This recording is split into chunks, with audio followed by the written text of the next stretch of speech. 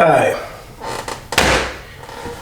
Just got a book in the mail. I'm going to open it up. It's a particularly interesting book. I haven't seen it yet. This is actually an unboxing of a book I got in the mail. So this is the unboxing for a brand new version of The Magician's Book, bound in leather, black, with foil stamped break bills design on the front, and signed by the author, limited edition. Had to get it. I've never read the books, okay? So this is going to be my journey into reading The Magician's books. The fans tell me, let me tell everybody, if you mention on the forum, the subs, that you're only familiar with the TV show, they tell you to read the books. They highly encourage the books. They say Margot's character has a different name in the books, and different characters have different strengths and weaknesses. Different characters are main characters, have different storylines. It's like a parallel universe. And parallel universes is one of the big themes on The Magicians. For example, there's Penny 23 from Timeline 23. And then I believe it's Penny 40 from Timeline 40, I believe it is.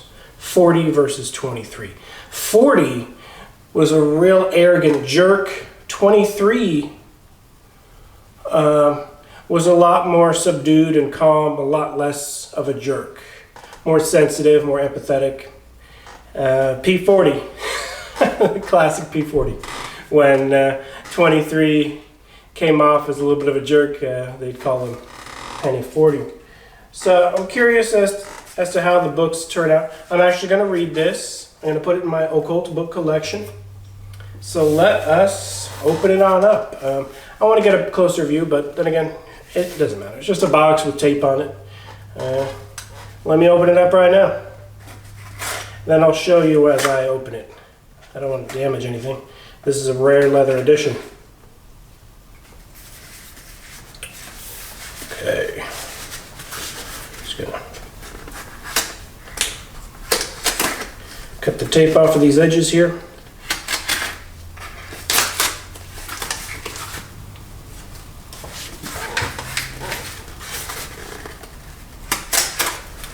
I don't know how it's going to open, but perhaps I'm upside down.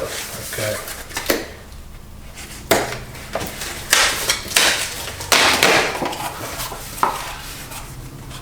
This is an unboxing for the first time. I get to see this beautiful book.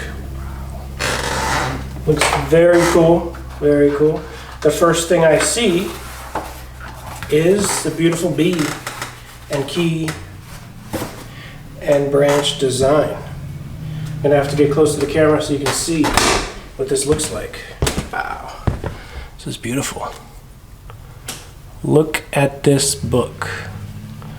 Look at the binding. The Magicians. Lev Grossman, signed edition. Very cool. I don't know how many copies they're gonna make, but I knew it was something I wanted to get. Okay, we have gold. A lot of gold. Beautiful design. I am not going to be opening this just yet. I'm reading a book right now, and when I'm done reading that, perhaps I'll read this and do a book review. But I have so many books in my collection that I need to make time. I'm currently making time for a book that I got entitled the Keys to the Gateway of Magic. Let me show you that. But let me just put this on over in my occult book collection. I'm going to keep it in the plastic for the time being for protection, knowing that I might not be able to read this for a couple weeks. So here is my occult book collection. Here's this new copy of The Magicians. It's beautiful. I am going to open it and read it, but I prefer plastic on my really rare editions. And so I'm going to keep this shrink wrap on here for a little bit of time. I do have a little bit of room. Need to move over my skull bookend. You know, I have these containers here because I was going to use them to hold trinkets. But I can move those empty plastic containers. I can move this guy on over. Some really cool bookends. Man, really sought after. I'm big into books, if you didn't notice. All right. So, just move a couple of these books on over.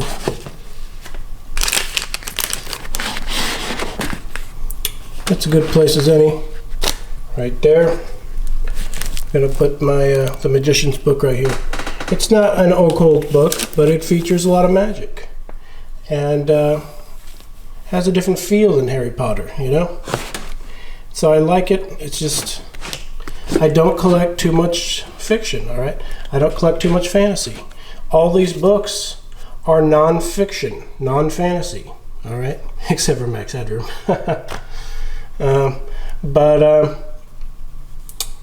There it is, The Magicians by Lev Grossman.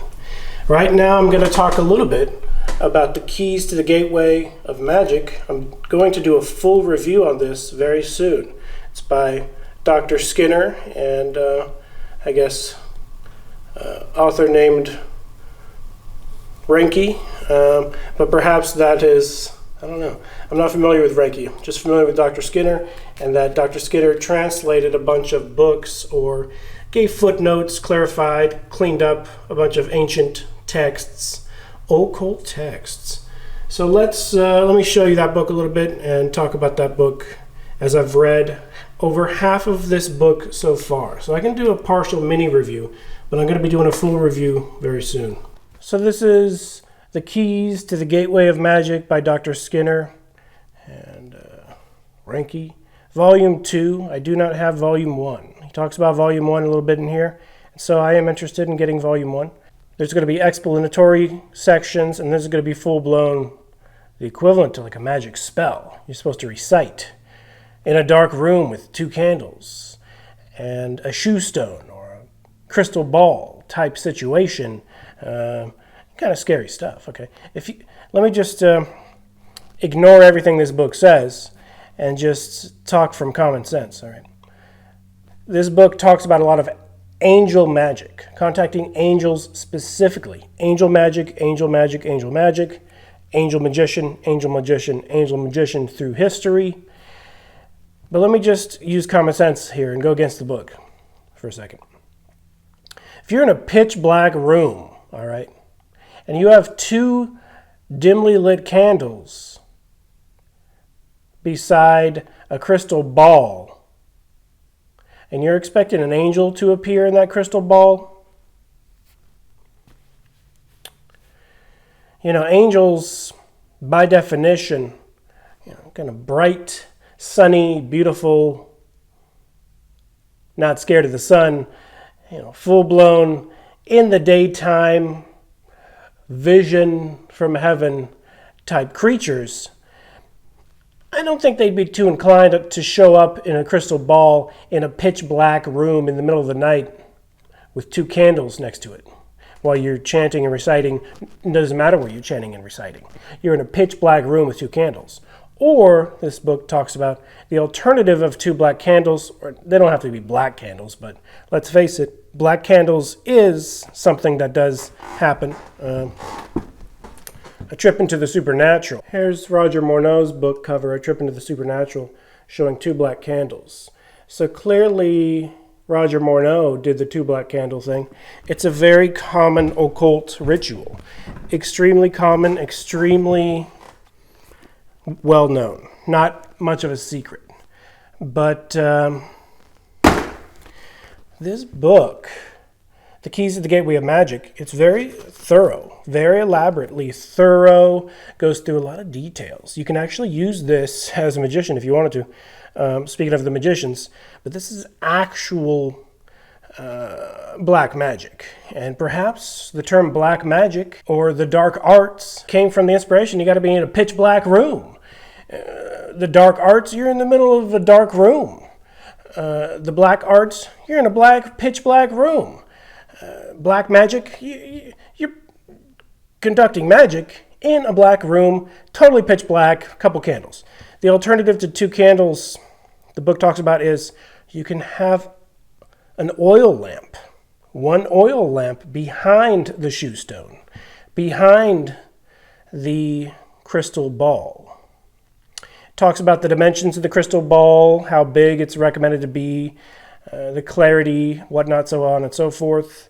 A lot of details. So I recommend this book if you want to know those details, but I don't recommend the book if you want to recite them in a dark room with an oil lamp behind a crystal ball of a certain diameter and clarity, unless you expect something to happen. So I've seen many motifs of that oil lamp in many books, occult books, and now I see the connection. Now I know what that oil lamp means. Apparently a lot of occultists have used the one oil lamp behind the shoe stone in the pitch black room time and time again for thousands of years. And Dr. Skinner is one of those experts who, he clearly knows multiple languages, Latin probably being one of them. He talks about, most commoners, most Americans, most English speakers are so far removed from the Greek gods that they don't know Latin, they don't know the basic pop culture essence of what these Roman and Greek figures meant to the people in that time. And he said that greatly inspired their magic, and it's lost on a lot of modern day people, let alone magicians. And he goes into great detail. He says, of course, Christians performed magic in the medieval times, and they would introduce their Christian beliefs in the magic. And clearly it was against a lot of Christian churches to practice magic, except when it wasn't, when Queen Elizabeth I deemed John Dee's, her personal magician, deemed his magic white magic. I believe personally white magic is a political name for just magic. And so when I see countless books on end about white magic, white magic, white magic, white magic doesn't exist. But this book does talk about natural magic versus the more black magic. So this book pretty much distinguishes between natural magic and just magic in general. Arcane, arts, black magic, whatever the case. It makes a little more sense than white magic, gray magic, black magic, because white magic and gray magic never made too much sense to me, other than knowing that white magic was a political angle on just regular magic. I'm a little bit beyond halfway through this book. I'm going to do a full review of this book. It's definitely fascinating. Definitely interesting to see the insights Dr. Skinner gives footnotes to, on end, at great length. He's a very educated, learned man of extreme insight into the subject, because he takes the subject seriously. And one thing I really enjoyed about his insights is he picks apart and says, Aleister Crowley, for example, talked at great length of how spirits are of the mind, of the subconscious, of the brain, of the magician's imagination. When Dr. Skinner disagrees 100% and says spirits are independent, conscious, sentient beings. Dr. Skinner has talked at length, if you search his YouTube videos that he didn't post, but other people posted of interviewing him and whatnot, he's given many examples of how spirits have directly responded. Of course, we're getting knocks on my door. So I'm going to have to stop this video real quick and answer the door. Oh my gosh. See if it's spirit related. See if there's a spirit interrupting my video. I'm gonna go down there. I'll be right back. So before I was so rudely interrupted, I got a package at my doorstep.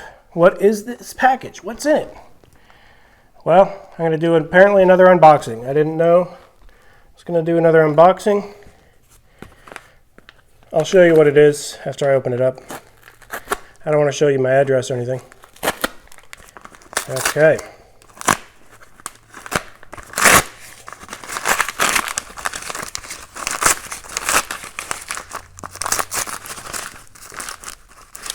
This item is from Vancouver, BC, Canada. So I know what it is. And it is magicians related. So that's pretty good timing. In the middle of a video talking about the magicians at the beginning of this video, and then continuing to talk about the magicians in a more literal sense. Dr. Stephen Skinner is a magician. He is an occultist. He is a practitioner of the arcane arts, the dark arts. And Dr. Skinner says he was in the middle of one of his earliest summonings, evocations of a spirit, and he said a bunch of birds flew into the room through the chimney, circled them, and they had a circle that they were performing the ritual in, or perhaps he was by himself, perhaps he was with another magician, I'm not sure, but the birds circled the circle that was already on the ground for the ritual, and then they went back out of the chimney. Very huge omen. If you see something like that, that is not a coincidence. If you're in the middle of a spirit summoning ceremony and a bunch of birds fly through your chimney into your room, fly around you and then fly out of the chimney, that's 100% the type of thing a spirit would do as an extreme sign. That's not a normal sign. That's like a super obvious over-the-top sign. And sure, I'm sure that happens from time to time randomly. Like an entire flock of birds get lost, but that's the type of thing that proves spirits are not of the mind. Skeptics would say, it's just a coincidence. But let me show you what this is. I'm going to open it on up right in front of you. Now, okay.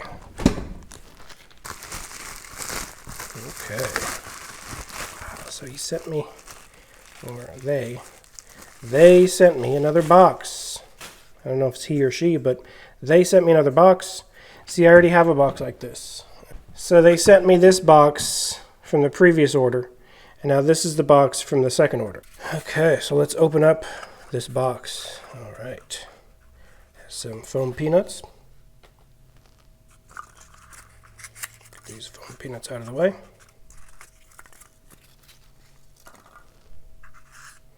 Wow, they gave me a nice button. They gave me a nice Canadian button. That was nice of them. It's pretty cool. It's inlaid with a maple leaf. Wow, that's very nice of them. So it's like a free gift. Got these foam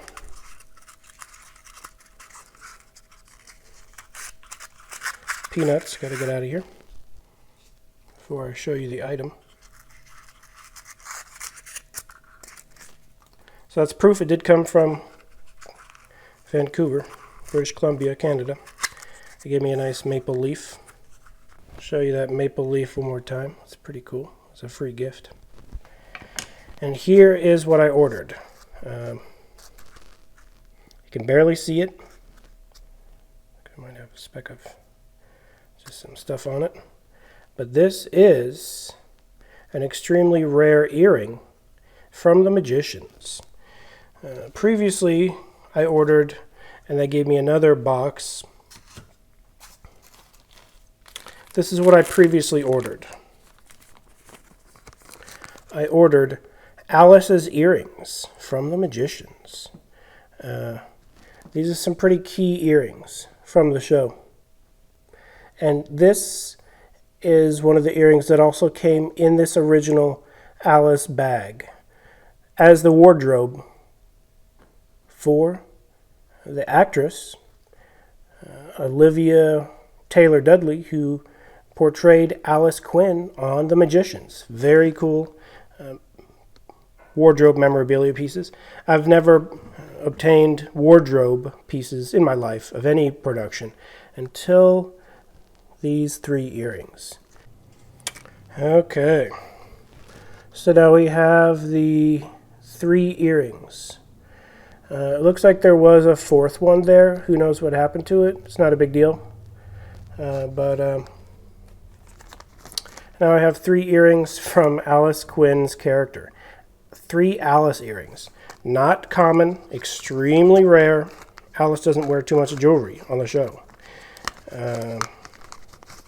So there are very few jewelry pieces for Alice's character.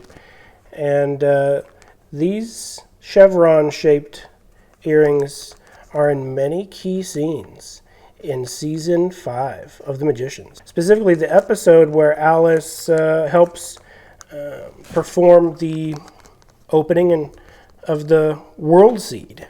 And the World Seed creates new fillery. One-handed, Alice has enough magical power to cast in that 3 magician required circle, triangle,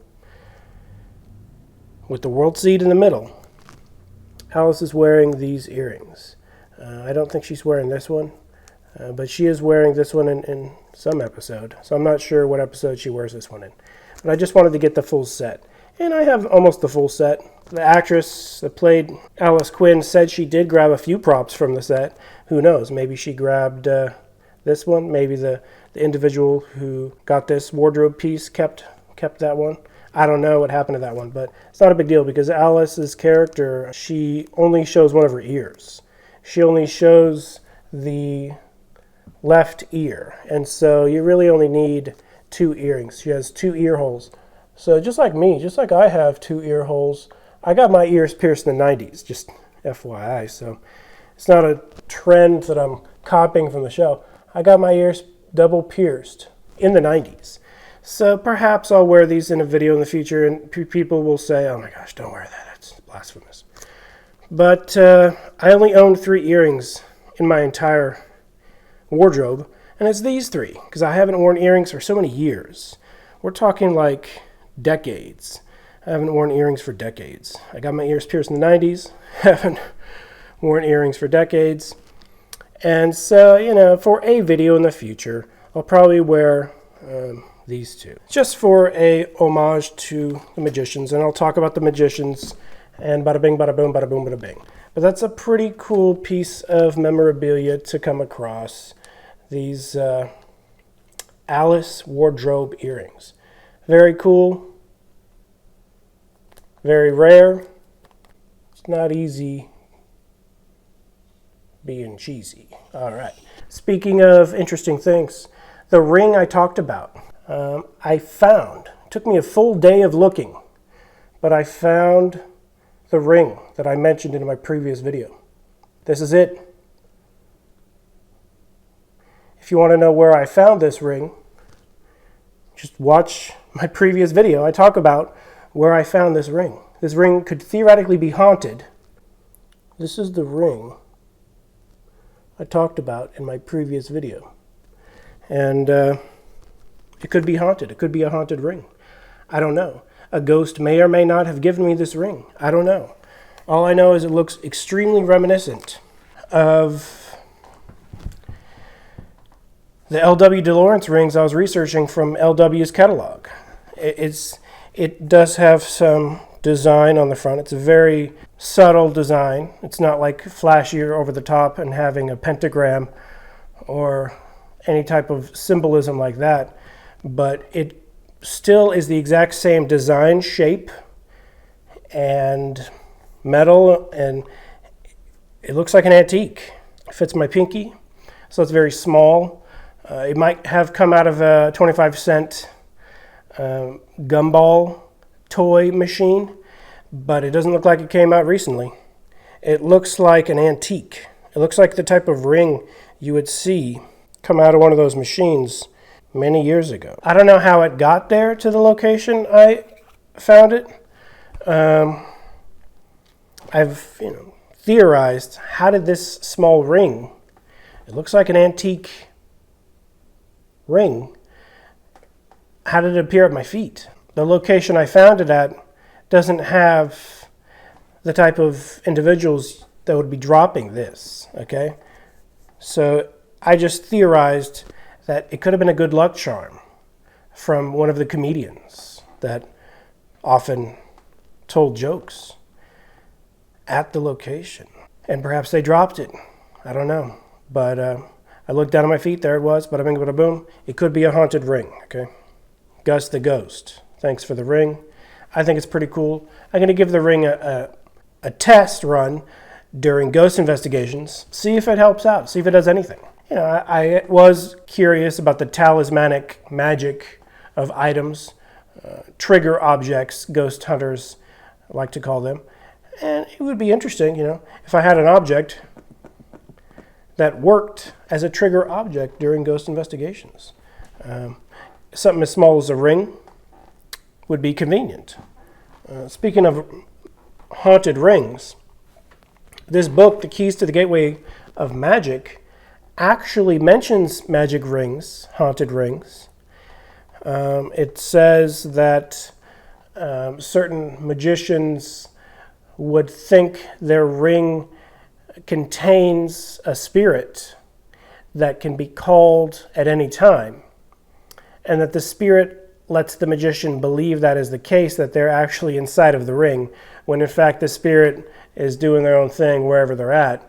And when the spirit is called with the ring, then the spirit shows up and continues the belief that they just came out of the ring and not from another location. Whether a ring was actually possessed by a spirit or that it's far away and you can use it to call a spirit, it doesn't seem to be that much of a difference to me. Both would be incredibly, I guess you could say, powerful, but I wouldn't want to mess with such powers personally. So, haunted rings, do they exist? Perhaps they do, perhaps they don't. There are definitely plenty of regular old thrift store rings that are like costume jewelry, value 50 cents, that someone writes an elaborate haunted story, ghost story, attachment of a spirit story on the description on that website we all know, where people sell stuff out of their junk drawers, try to hype it up as something great. And most definitely, people will sell haunted dolls, haunted this, haunted that. There's a person that sold a haunted cane, but before they sold the haunted cane, they tried to sell like the ghost of their grandpa that was haunting them. And the website said, you can't just sell a ghost. That's not an object. You have to sell a physical object because, let's face it, there have been artists as of late selling, oh, this is my sculpture, it's invisible. Isn't it amazing? And the art world seems to be less intelligent than a website that sells auction items, because it's too big of a loophole, So the person selling their grandpa's ghost was forced to sell their grandpa's cane and say the cane comes with a ghost. And it built up hype, and people bought the cane for hundreds of dollars. Whereas normally they would only spend 20, 30, 40 bucks on an old cane. And so the same thing is with rings. You'll see the ugliest costume jewelry ring on planet Earth, but because it has 10 paragraphs of how it's haunted, people buy it and they spend hundreds of dollars on it. But this perhaps actually is a haunted ring, perhaps is a ghost ring. I listened to Coast to AM with Art Bell for so many years, back in the 90s and early 2000s, that I get them mixed up, but I listened to many live interviews with Father Malachi Martin and many live interviews with Ed and Lorraine Warren. But I believe it was Father Malachi Martin that said during exorcisms, sometimes the possessed individual would literally manifest a ring out of their mouth or a necklace out of their mouth, and they didn't have that in their mouth previous. Like they're working with the person for like 6 hours, and out of nowhere, like a giant chain of silver or whatever the case comes out of their mouth. Now, who knows what's going on there, but Father Malachi Martin said negative entities, demons, they can teleport objects, and the teleportation of objects is a phenomenon. It's rare, but it does happen enough where he collected, and he had a collection of haunted, manifested, teleported, exorcism-related objects that came out of nowhere. Now, perhaps Ed and Lorraine Warren also mentioned that subject, and perhaps they collected some of those items. I can't recall exactly. I wouldn't be surprised if they did. But I also believe Father Malachi Martin collected such items as well. Can a ring be haunted? I don't know. But this is the ring. It took me a full day. I looked and looked and looked. I looked in the attic thoroughly. I looked in my closet thoroughly. I looked in my drawers thoroughly. I looked in my cupboards thoroughly. I looked in my garage. I looked in the spare room. Went through every box. And then as I was done looking and tired of looking, I decided to go back into the spare room and look through the boxes again and organize the boxes and weed out stuff I don't need to throw away. And I looked down and I saw it. It was sitting there in an almost empty box, clear as day, just sitting there. And I know for a fact I thoroughly searched that entire box. I wouldn't have missed a ring just sitting right there. But there it was. So I found it almost in the way that I originally found it, just on the floor, on the ground, sitting right there in a box as opposed to sitting right there next to my foot. So I consider it a peculiar ring worth talking about. I'm going to do a full review of the Keys to the Gateway of Magic. I'm going to do a full book review of The Magicians by Lev Grossman, the signed edition, leather edition. Very happy to have that in my collection. Alice earrings. I think they're pretty cool. Alice is my favorite magician on The Magicians. Everyone has their favorite. Everyone likes this magician or that magician. Alice has always been my favorite. On the sub, everyone loves Margot. Everyone loves Elliot. Everyone loves Penny. Everyone loves Julia. But there's not as many people that are huge Alice fans. Although the people that bid against me were Alice fans, obviously. But I believe I was the bigger Alice fan because I won the auction. And, perhaps I'll show you in the future how to perform some magic for real. Or perhaps not. I'm not a magician. Don't practice the occult. I read and research and study the subject.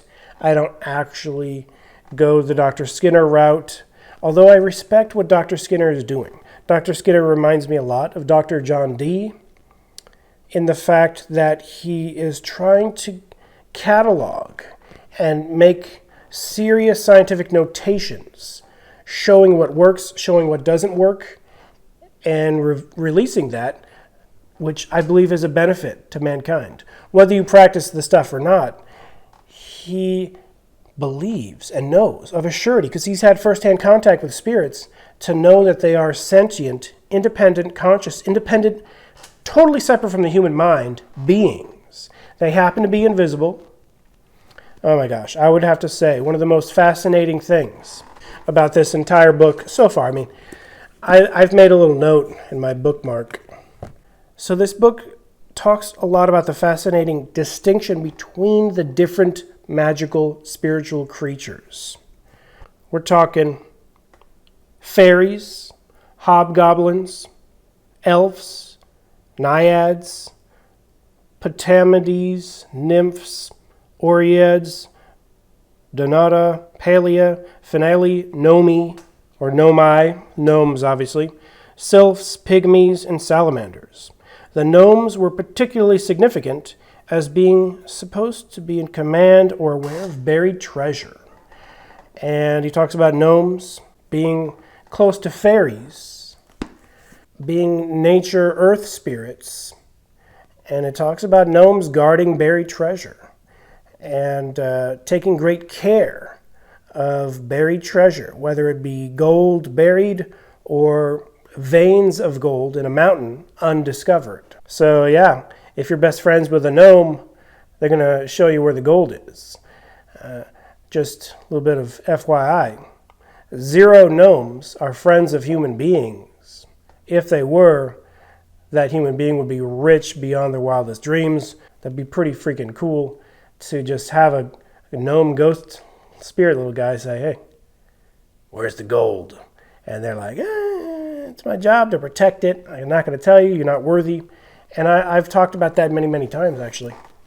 So I'm really interested to see that mentioned in this book that I've never read, in an ancient book that's been reprinted in this way by Dr. Skinner.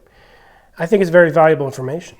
I do believe spirits do guard caches and hoards of buried treasure and gold.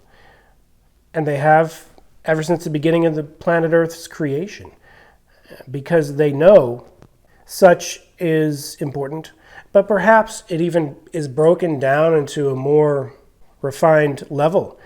The spirits tell the magicians how to use each stone, how to use each plant for a magical effect. And perhaps a spirit is assigned to every type of mineral. Perhaps gnomes were just simply assigned to gold even before it was considered a valuable commodity. And then after the centuries and centuries and decades and centuries, obviously gold is very valuable. So gnomes are perhaps very sought after spiritual creatures. As much as gnomes are a totally foreign concept as being real, other than a cartoon or a fairy make-believe fantasy book, and I had no understanding or belief whether gnomes existed or not. But after I realized gnomes were spirits, I even have a book with a pentagram, tetragrammaton on the front, and the book has gnomes. The irreconcilable gnomes is part of the title of that book. So at the grist mill, where I've done many ghost investigations, more than any location ever, other than I would say when I was against my will haunted room. And I would say this book talks about hobgoblins being poltergeists being hobgoblins. And so I would agree with that as a good description of what a poltergeist would look like if you could see one. It would look like a hobgoblin.